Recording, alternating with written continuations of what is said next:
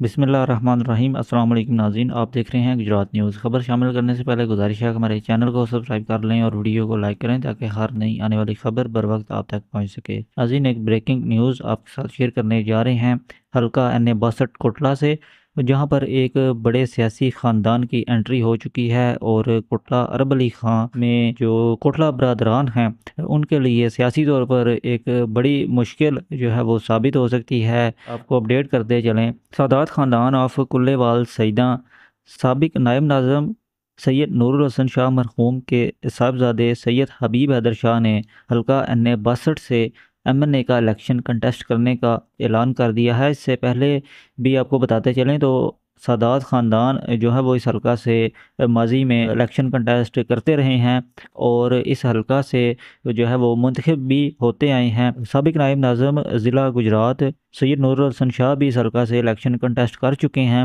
उनके साहबजादे सैयद हबीब हैदर शाह की जानिब से जो है वो एन ए 62 में इलेक्शन कंटेस्ट करने का ऐलान कर दिया गया है और ये एक बड़ी ख़बर है जो हम आपके साथ शेयर कर रहे हैं। और चौधरी आबिद रज़ा कोटला के लिए आइंदा जो है वो मज़ीद जो है वो सियासी तौर पर मुश्किल जो है वो ये साबित हो सकती है। और सादात ख़ानदान जो हैं कम बैक कर चुके हैं, वापस जो है एन ए 62 में उनकी एंट्री हो चुकी है सियासी तौर पर। इस बारे में जो है वो मज़ीद डिटेल्स आपके साथ जल्द शेयर करेंगे। अगली वीडियो तक के लिए दीजिए इजाज़त। अल्लाह हाफ़िज़।